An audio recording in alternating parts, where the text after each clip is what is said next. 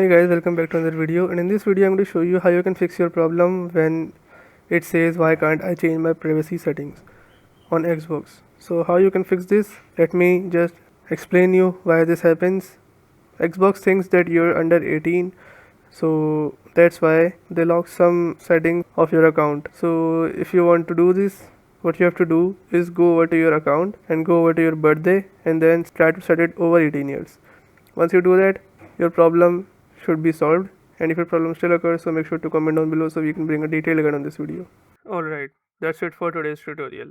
I really hope this video helped you solve your problem or learn something new about your PC. My goal on this channel is to make everything about computers simple and easy, whether it's fixing errors, downloading software or any game, boosting performance of any Windows or any game, or understanding new tools. If this video was helpful in any way, don't forget to hit the like button because it really motivates me to keep bringing you more useful content.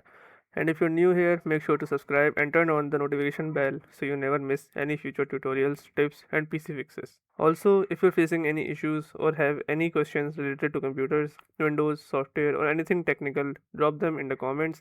I read all of your comments and I'll try my best to help you out.